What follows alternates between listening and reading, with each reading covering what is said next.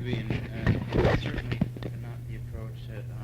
and this would be then a valid approach to a true reading of any poet. Yeah. What I find so disagreeable today is that master poet. If there is a master poet, then there has to be a slave poet. Seems that way. For instance, they say mastery of technique.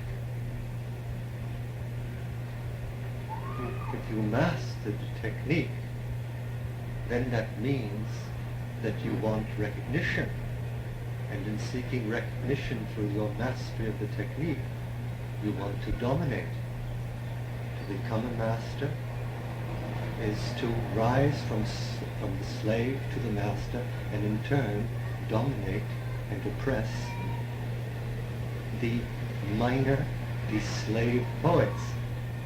And a whole theory of prosody is based on this. And yet, if it is true that the poet, the valid poet,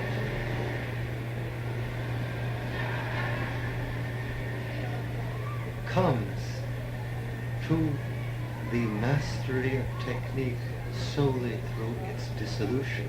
In other words, the technique can only be mastered through its dissolution.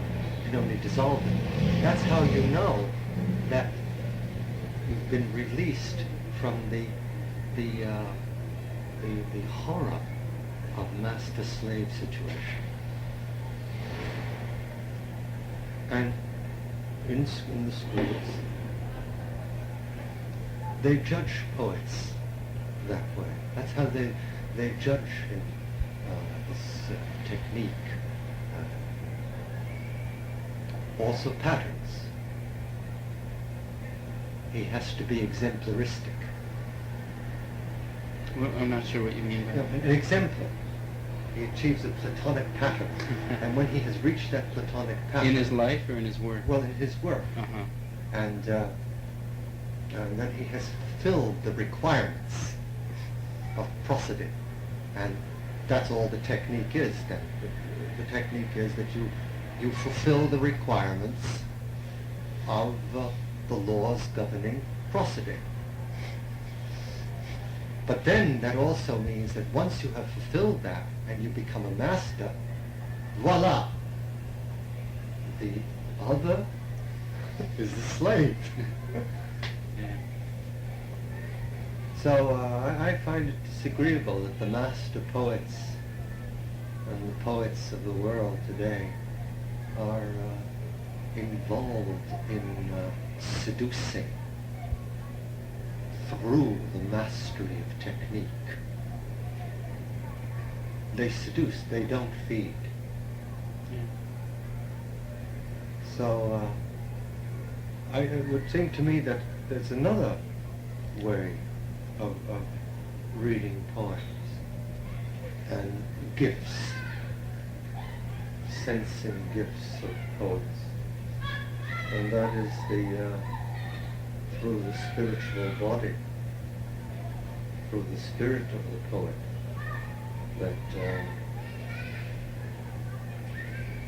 I think that in all poets there's a desire to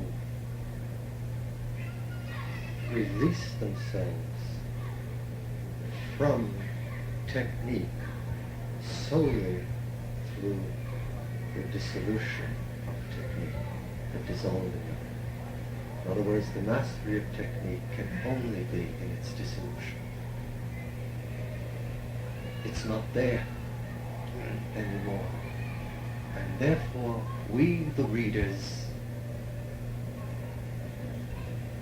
cannot be impeded. The tension is not conveyed to us, vacillation is not conveyed to us, but concentration and ease are, or is, as a unity. I understand what you're saying, I agree. So,